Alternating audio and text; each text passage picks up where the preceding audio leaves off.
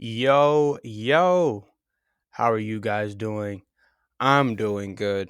And welcome to episode 10 of the Notebook podcast. And I am back after my month hiatus.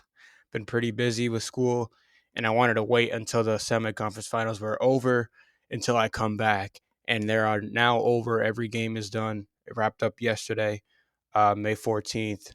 And now I am here to talk about everything that I have missed and everything that has transpired since I have been gone. And yes, this will be probably the longest podcast episode that we have had since I've been gone for a while, and a lot has happened. There's a lot to talk about. So yeah, I'm back. I'm gonna be more consistent coming here soon. As the games, there's a lot less games, only two series going on right now, and there's gonna be more break in between games, so nothing's gonna get stale. So I'm gonna be consistent back again, and this will be the most consistent I have been since starting this podcast. So hope you guys are excited for that. Hope you guys tune in for those, and yeah, let's get right into this one here. Let's start with the biggest elephant in the NBA world right now. Um, yeah, news broke yesterday that John Morant has been indefinitely suspended again after um, showing another gun on Instagram Live. And yeah, it's really unfortunate to hear.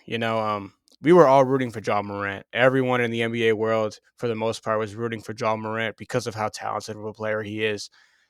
He's one of the brightest young spots in the NBA and one of the easiest players in the NBA to market. But it's kind of hard to market someone now that has off the court issues like he's having right now.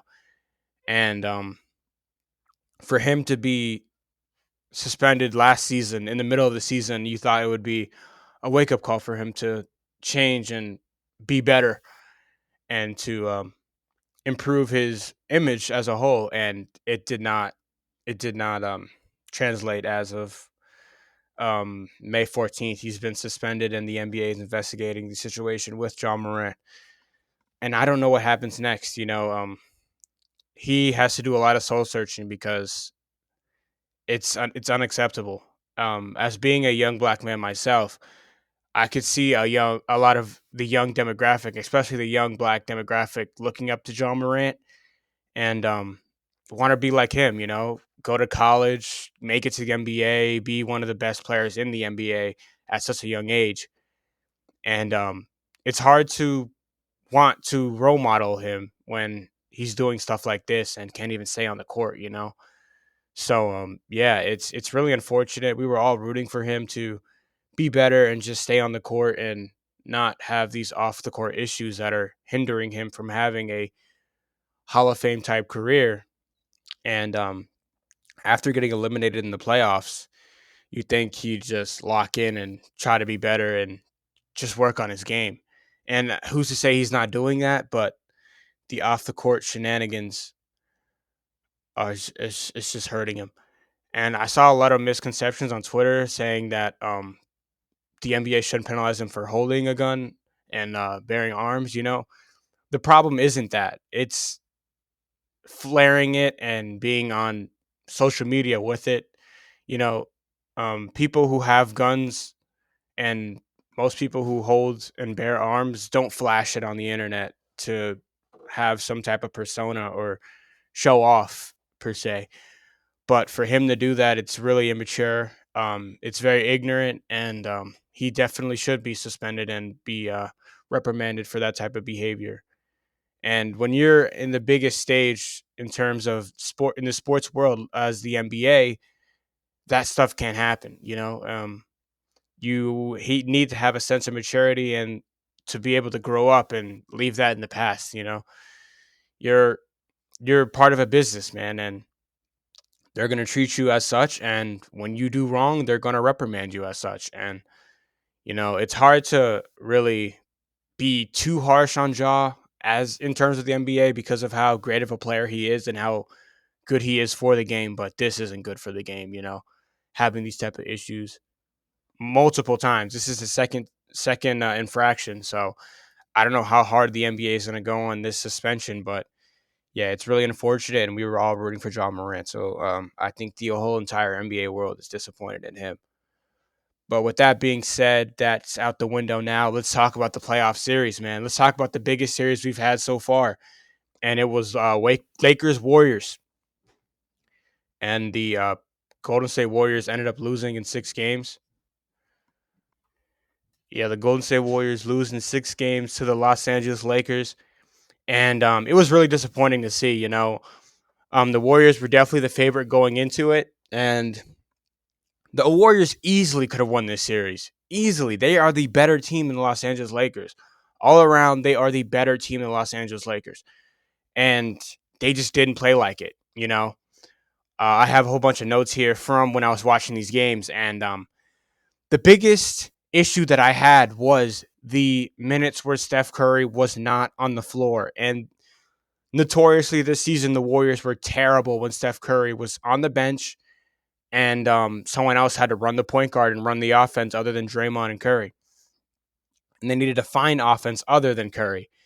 And that's where they struggled. This entire series, they struggled with it with the Kings, but they found a way. And what the Golden State Warriors failed to do was when LeBron was off the court and Curry was off the court because they played together pretty much. Um, the Lakers would go on these runs, and it would just be pitiful to watch. The defense looked terrible, for the most part, and offensively, the guard play was absolutely unacceptable. Unacceptable. Klay Thompson, man, Game 3, 15 points. Game 4, 9 points. Game 5, 10 points. That's terrible. He's supposed to be the second best player on this team, and he can't even come through when he's needed most, when the lights are bright, man. And we're just not even going to talk about Game 6, man. Game 6, Klay was one of the worst shooting performances I have ever seen with my own two eyes. That was absolutely embarrassing on his end. He was just, and they were open shots for the most part, and he's just bricking them left and right, man. Air balls, it was bad, man. It was really bad. He lost them those games with that poor shooting, and Jordan Poole. Let's get into Jordan Poole, man. I really had high hopes for Jordan Poole. After last season, he really came into his own and earned that extension and got big money this season. And this entire season just been a big letdown. And the playoffs were absolutely no different. He looked pitiful this entire playoff run. His defense has never been good, so you're not going to get much from him there. And it really hurt them in the Lakers series.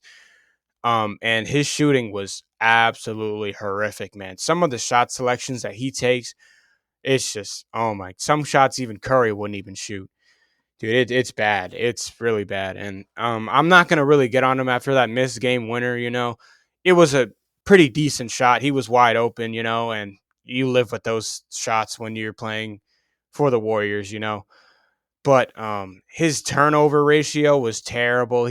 Some of the passes he was making were just like, what are you doing? He just has a lot of those what are you doing moments. And yeah, he really needs to do some soul searching and work on his game because he's a really great ball handler and he has the capability to be a great shooter. It just didn't translate this entire season. And that's why he was coming off the bench. He started last year and now he's coming off the bench. And DiVincenzo outplayed him, and that's why he played more than him. And that's a big problem if you're Jordan Poole. And you need to take some offense to that and work on your game this season because the Warriors need him. He was a big reason why the Warriors lost this series. And yeah, he just needs to be better. He needs to be better because the Warriors need him. In terms of Steve Kerr, I would have liked Kuminga to get more minutes instead of getting minutes in a blowout win. I would rather him see big minutes. I really like the Moses Moody minutes that he gave. Moses Moody is a really good player. I do think Kuminga is a better player, but Moses Moody gave some really nice hustle in that series, and he gave nice forward play. Other than Andrew Wiggins, had a really good series. Playing with a broken rib after Game 5, I think. Game 5, he broke his rib. In Game 6, he played through it, but yeah, he had a really good playoff run. Wiggins is a really good player, and yeah, I really like what he did this series. He was probably the most reliable offensive option other than Steph Curry. So yeah, congrats to him. Props to him for he didn't play the entire season and then just came back and had a really great playoff. So yeah, kudos to him. He did his thing out there. Draymond Green played all right. I think an aggressive Draymond is the best Draymond, man. When he was actually aggressive, the Warriors' offense was actually a threat other than Stephen Curry. When Draymond gives the defense something else to think about, it frees everything else up. I don't know why he's so passive most of the time. And his finishing game needs to be better. He's missed a lot of good opportunities at the rim, but he did make a good amount of them in game 5 and 6.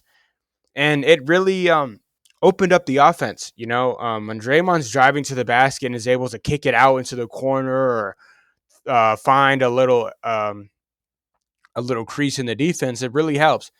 And he tried to do that in which was it, game 5, or either game 5 or game 4, or the one where they turned it over right at the end in LA.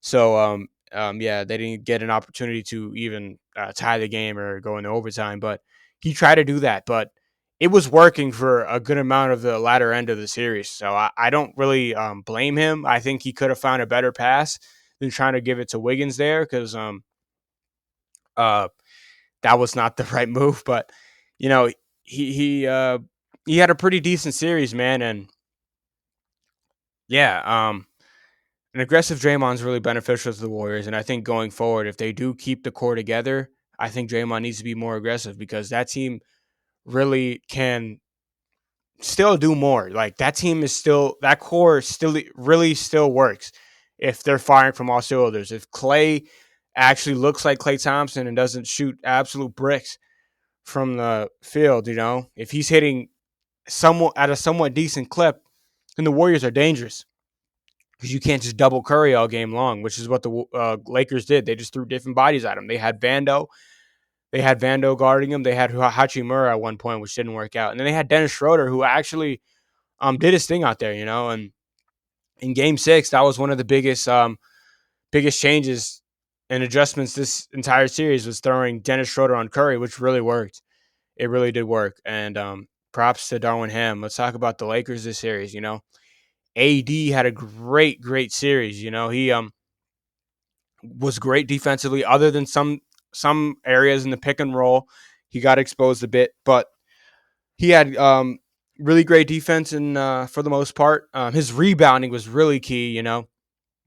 Especially offensive rebounding. I did not know AD was that great of an offensive rebounder, so he got some really nice offensive rebounds. But him offensively, there was no one that could guard him. Draymond could not guard him, and Looney was getting picked apart. You know, and his ability to get to the line against Looney and Draymond was really good. Yeah, and he had a really great offensive series, and it opened up everything else for the Lakers. It gave LeBron a way to get those one-on-one matchups against those smaller players like DiVincenzo and sometimes even Curry. So I really like what they did offensively against the Warriors, and just feed AD, and it all just opened up from there. Dennis Schroeder had a really great defensive series. Dennis Schroeder has those turnovers, like "what are you doing" type turnovers, but him defensively is the reason why he's playing those consistent minutes, and it really helps the Lakers that series. And kudos to him. Props to Darwin Ham, man. Darwin Ham had a pretty good coaching job there, especially on defense. It was really good. He made the adjustments when Steve Kerr made his adjustments. Darwin Ham was right there, right on cue. And that adjustment to put Dennis Schroeder in the starting lineup in Game 6 really saved the series for them, because the Warriors had momentum going into it. They had a win in LA, and I think if the series went to a Game 7, the Warriors win, man. The Warriors win, but like I said, it was a very winnable series for the Warriors. But the defensive adjustments and the offensive adjustments, really, to sit Vanderbilt, really made the offense come into its own. And props to the Lakers. They're moving on to the conference finals. In order to win this conference finals, I think they need. We'll get into a lot more later, but I think they need a more consistent D'Angelo Russell and a more consistent Austin Reeves. And with that, I don't know if the Nuggets have enough, especially defensively. But yeah, let's move on to a different series that we had here. Let's go on to the Knicks Heat, man. Knicks Heat. Um, the Heat ended up winning in six. And let's get right into the Knicks, man. The losing team in this series, Julius Randle. He was injured going into it, so I can't be too harsh on him, but he was very inconsistent the entire series offensively. It was kind of hard to watch at times. But yeah, he was not hitting his threes. It just wasn't a great series for him, and definitely a series that he wants to forget. Um, it really hurt the Knicks. He's their best offensive option. I mean, maybe you could throw Jalen Brunson in there at the top spot, but yeah, those are 1A and 1B for the Knicks. So for him to have a really bad series, it was hard for them to, get any momentum and end up winning the series. So yeah, it's unfortunate that happened, but um, yeah. Really unfortunate. Jalen Brunson had a really great series, other than Game 6 where he looked really bad. But other than that, he did his thing. RJ Barrett was all right. It was very inconsistent from him, and I'll get into a little bit of him later after we talk about what the Knicks do next. But yeah, he had really good bright spots. He had really high ups and really low lows. And that was really unfortunate for the Knicks, something they didn't needed when they were playing from behind in the series. So that was really unfortunate for them. But yeah, um, it really hurt not having Quickly, man. Not having Emmanuel Quickly was another guard that they couldn't use. And yeah, that really hurt them. Josh Hart had a really good series. I really like Josh Hart for the Knicks. I hope they re-sign him to a long-term deal because he fits the Knicks build, man. He's gritty, plays great defense, can hit the three, and he rebounds really well for his position. He's like a small forward shooting guard type, but he gets up there for them rebounds, man. And speaking of rebounding, man, it was terrible for the Knicks. It was terrible. Mitchell Robinson, man, he got absolutely outplayed by Bam Adebayo the entire series. And I forgot what number of game it was. Might have been game 4. But the offensive rebounding in the fourth quarter was absolutely brutal. Brutal. Kyle Lowry is out here scrapping for offensive rebounds better than Mitchell Robinson. And that's terrible, man. That is absolutely terrible. And the rebounding definitely lost them the series, in my opinion. Bam Adebayo was just snagging all over them, and even Kevin Love was too. So I think Mitchell Robinson needs to take that next step, man, because he's a really good rebounder in his own. But when he came against another great rebounder in Bam Adebayo and Kevin Love, he looked just useless out there. And if he's not grabbing rebounds and blocking shots, he's pretty useless out there on the court. He needs a better offensive game because his offensive game is horrific. It's just run and dunk, catch lobs.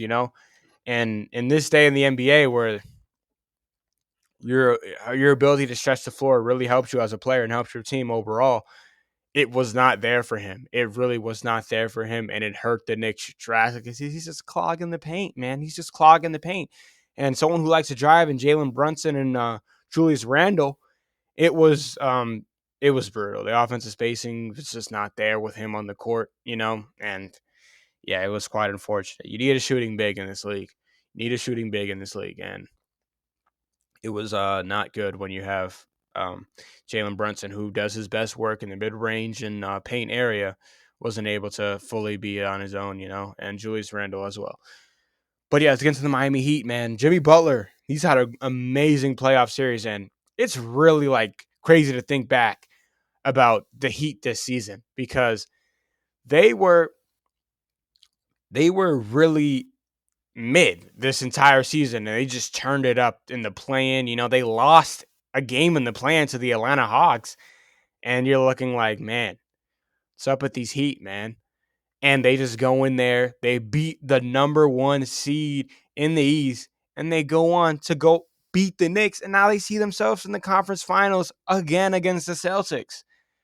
And it's just wow. That's all I could say is wow. Like, this team is resilient. They did their thing, and they're looking at a finals berth potentially. And something crazy to think about right now is that the The conference finals are the exact same: Lakers, Nuggets, Celtics, Heat. So yeah, that's something cool to think about. But yeah, the Heat this series, man. Kyle Lowry is a, I'm a Raptors guy. I love Lowry. He is a absolute amazing leader. And, there's a 1A, 1B. You got Jimmy Butler and Kyle Lowry, but Kyle Lowry does that dirty work, man. He got them rebounds. He played great defense on Julius Randle at times. Like, wow. Lowry's going to Lowry, man. Lowry's going to get under your skin. He's going to draw them charges. He's going to get them steals and hit that occasional big three. And he did that, man. He got some crazy rebounds, and yeah, like Kyle Lowry, people, Heat fans are really shitting on him this entire season. He was injured a lot and he didn't play his best ball, which is why he's coming off the bench. But he really did his thing in this series, and it was really good to see as a Raptors fan seeing Kyle Lowry um, being able to compete for a championship and all that, and hopefully he gets the job done in some way. The Heat go on to win a championship. That's what I'm rooting for, either them or the Nuggets. That's who I'm hoping for. But yeah, Bam Adebayo had a great series. Like I was talking about, the offensive rebounds really helped the Heat. And can the Heat really get past the Celtics is the big question right here. And most definitely, they match up really well against the Celtics. You got Jimmy on Tatum.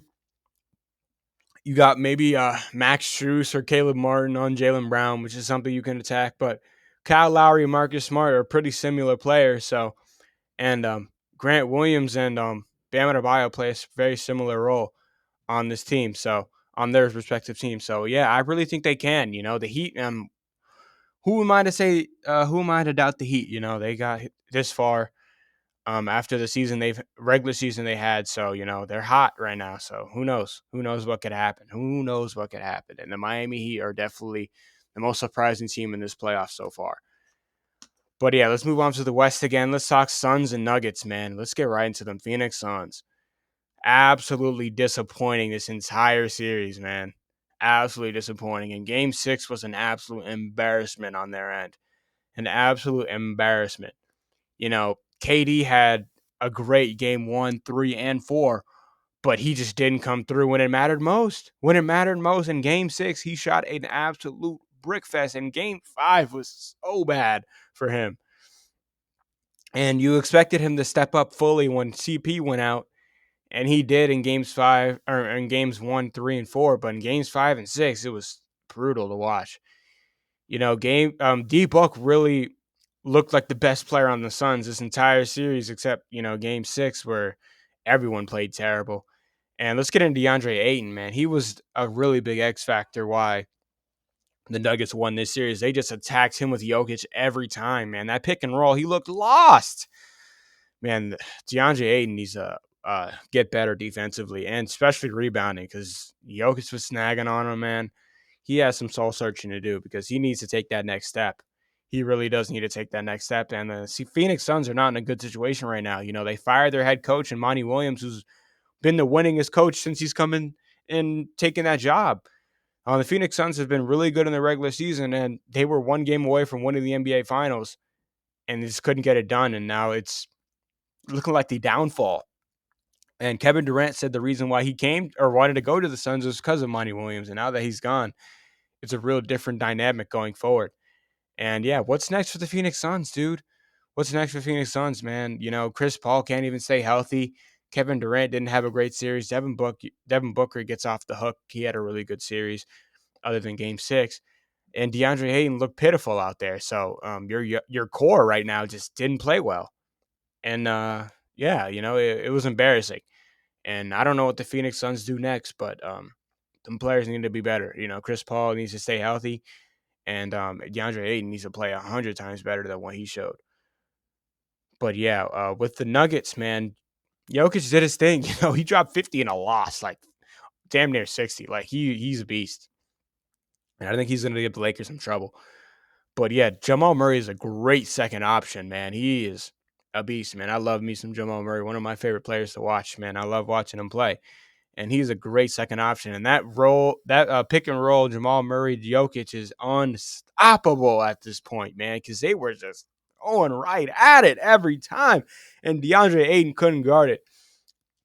And the pick and roll gave AD some trouble with the Warriors, that Steph Curry pick and roll really gave um the Lakers some problems. So if I'm the Nuggets watching film on the Warriors Lakers series, I would attack that pick and roll in game 1 all day long. Because if the Lakers can't adjust to the Lakers, if the Lakers can't adjust to the Jokic Murray, it's going to be a very short series for the Nuggets as they move on to the finals, maybe, and hopefully they do. But their defense looked all right against the Suns. The Nuggets aren't known for their defense. Michael Porter Jr. is not a great defender. Aaron Gordon's all right. Jokic isn't really a good defender. KCP is a good defender, and Jamal Murray's just average. So defensively, I think they're going to have a problem. And they're going against the best defense in the playoffs this season in the Los Angeles Lakers. So they have a really tough series ahead of them. I'm not going to say this series is going to be easy because it's definitely not. It's most definitely not going to be easy. But going forward, they need to make the Lakers look average. You need to take LeBron out of that situation where he's in a rhythm. You can't let AD get into a rhythm in the paint either, especially with Jokic guarding him. So they're definitely going to pick and roll Jokic, man. And Jokic has not looked good against pick and roll this entire season. So hopefully he figures it out. But yeah, that pick and roll is going to be lethal on both ends. But yeah, moving on to the Sixers Celtics. Let's get into them Sixers, man. It was really embarrassing for the Philadelphia 76ers. Like, what? Dude, they easily should have won this series. Easily should have won this series. You're up 3-2 going into a home game and you lose. And, after that, the series is over. You can't give Boston a little breathing room. I mean, they're the number 2 seed in the East for a reason. And I get the Sixers were number 3, but what's wrong with them, man? They just can't get over that hump. And, yeah, what's next for the Sixers? They've been really good in the regular season with Embiid, but they never can get over that hump. Embiid is 29 years old and has never made a conference finals. He won MVP in the regular season, and you thought this was the year. You have James Harden, you have Embiid playing great basketball, and Embiid does get hurt. I can't be 100% too harsh on him, but in Game 7, he looked average. He looked really average, and the whole entire team in that second half just got absolutely tortured. And that's just embarrassing. That's just embarrassing where you were up 3-2 and just couldn't get the job done. And I think James Harden's gone. I think it's time to get rid of Doc Rivers as well. So I think that core just has run its course. Tobias Harris got to go. Tobias Harris has to go, man. They just got to start over because they just can't get over the hump. They just can't get past the Eastern Conference semifinals. And yeah, it's been long enough with that core. Tobias Harris, Joel Embiid, and and a great point guard. It just hasn't worked. It just hasn't worked, and I think it's just time to break it up. Just break it up. And with the Celtics, man, Jason Tatum, his last 2 games in this series have been, amazing. In Game 7, he just tortured the Sixers. And in Game 6, that fourth quarter was elite. Elite. He said he's one of the best players in the world, and he definitely showed it in these last 2 games. And Jaylen Brown played really well this series. Marcus Smart hit some really big shots, other than that game winner that he missed, but he played a really good series. But the Celtics easily could have lost this series because they're down 3-2 going in on a road game, and they got the job done. But against the Heat, who are really hot and have been playing really well at home, that can't happen. You can't go down. You can't go down against the Miami Heat, who are great at home. They're gonna have 2 home games to start off against the Heat, and they need to win both. They need to win both. They need to win and go up 2-0. And if I think they go off 2-0, they're done. They win the series. But if they drop one of these games at home, it gets really interesting. It gets really interesting. And, I'm looking forward to it. I'm looking forward to this series. I'm looking forward to both series, Nuggets, Lakers, and Celtics Heat. So I think both of these series are going to be really entertaining. And like I said, it's a bubbles rematch, and I think it's going to be really, really entertaining to watch. But yeah. Let's get into Lakers Nuggets a little bit more. I think Nikola Jokic is going to have a field day in this series. I think AD just can't guard him. I don't think AD can guard him. He's such a generational type player, and AD's a really good defender. Don't get me wrong, but Jokic's offensive game is just so polished and so there's not flaws. There's no flaw in his offensive ability. He can get to the free throw line. He can draw great fouls. He can hit the three from time to time. His mid range game is elite. From that foul line extended, man, he's probably the best in the NBA. His post work is beautiful, great footwork. He's one of the best passers in the NBA, if not the best. It's going to give the Lakers some trouble offensively, but defensively is where they need to make the most adjustments because defensively they haven't looked too great this entire playoff. So yeah, and going against a Lakers offense that is really high powered. You have D'Angelo Russell who can hit the three really well and can thread the needle. And you have Austin Reeves, who's a great shooter and spark plug for the Lakers offense. You got LeBron James, who's one of the most smartest players on offense in the NBA has ever seen. And you have AD, who's a really, really great post player. So, you know, um, it's going to be tough for the Nuggets. And I think defense is what you're going to get offensively with the Nuggets, but defensively is their biggest question mark. And going against the Lakers, it's going to be tested big time. But yeah, let's talk about a different sport here. We've talked about the NBA for a while. Let's talk about the MLB, man. Let's talk about what's happened so far. Um, the AL East is the best division in baseball, like I said going into the season. So I was right about that. The Rays are still on top. They're 4 games above the Orioles, who are in second place, and they're 6 games above the Blue Jays, 8 games above the Yankees. And yeah, going into this today starting, it's a really big series going into the AL East. You have the third place Toronto Blue Jays, my Blue Jays, going against the New York Yankees. And the Yankees and Blue Jays are separated by 2 games, and the Baltimore Orioles are separated by the Blue Jays by 2 games.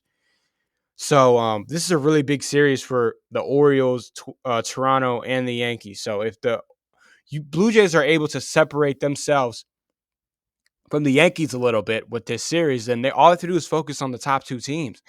You know, um, they're 2.5 games above Boston out of last place, but the Blue Jays are on a 3-game win streak, and the Red Sox are down 3 games. They've dropped 3 games as of late. You know, the Blue Jays are one of the hottest teams in baseball right now, other than the Los Angeles Dodgers, who are giving it to the Padres right now. But yeah, the Blue Jays are the second highest team in baseball, and they're going against the Yankees, who have been up and down this entire season. The pitching has not been great. Like I said in the beginning of this season, I said their pitching wasn't going to be very good and they're going to struggle. And I got attacked for that. But yeah, the Blue Jays are playing the Yankees going into this week. And yeah, the Blue Jays are home, so they should win this series as the Yankees have not looked great as of late. But Anthony Rizzo has been one of the hottest hitters in baseball, if not the hottest hitter in baseball right now. But yeah, they have Judge back. Judge hit 2 home runs in a game this weekend against the Rays, but they did lose that series to the Rays. So if the Blue Jays are able to separate themselves a little bit from the Yankees, then they'll have to do is focus on the top 2 teams. But let's get into another team that I want to talk about, man. The New York Mets. The New York Mets have been the most disappointing team in baseball this season. They are currently under 500 by a game and in 4th place in the NL East. And what's wrong with them, man? I haven't been watching too many Mets games this season. I've popped in from time to time, but they've just been absolutely disappointing in terms of their record. And I would like to know what's wrong with the Mets, man. You see that they're 5.5 games out of first place in the Atlanta Braves, and it looks terrible on the in this front for them. In terms of the wild card, they are a game out of it, but that's not what we saw them. That's not what we thought they would be. We thought they would be an upper echelon team and top team in the National League East and fighting for that top spot. But as of right now, they're just struggling to stay out of the last place. To stay out of last place, and they've dropped series where they should have. They dropped a series to the Rockies recently. Like, you should be dog walking the Rockies. The Rockies are nowhere near close to how good of team you are on paper. And Francisco Lindor has not looked good. Starling Marte has not looked good. Pete Alonso's looked pretty good this entire season, but in terms of their pitching, Kodai Senga is, they've been their best pitcher this year, and Verlander's been hurt, and he came back in his second game back. He had a really good game, but Max Scherzer's looked horrific, and yeah, I would like to know the full reasoning why. If any Mets fans know, I would like to hear you guys out and why they are in this position. And the team similar to them is the San Diego Padres. Looking at them, they're in third place in the National League West. And they're 7 games behind the Dodgers for first place, and they've just lost a series to them this weekend. So it's not getting any better. They've lost 5 straight games, and this team was supposed to be one of the best in the MLB as well. And they're looking at the same situation with the Mets. They're 3 games behind 500, and they're behind the Diamondbacks, who were supposed to be this year. They're supposed to be meh, and they can't even overcome them, and they've lost multiple series to them. So that's been really unfortunate. But yeah, the Cardinals have looked horrific. They're behind the Reds right now for last place in the Central. So the Padres, Mets, and Cardinals have been the 3 most disappointing teams in baseball this year, and it's very unfortunate to see. Yeah, but that's really what's been going on in the MLB, and yeah, that might be all that I have for this episode here, and we covered a lot, and I had a little bit of amount of time, so we covered a lot in this amount of time that I've been recording, and I'm going to be more consistent going forward, and definitely not as long of the break that I took. School has really caught up with me, and traveling and all that stuff. So uh, it is what it is. Going forward, I'm going to be a lot more consistent. I'm going to be coming back here after every series game. So hope you guys look forward to that. Like and subscribe to the channel, comment below, and I'm out.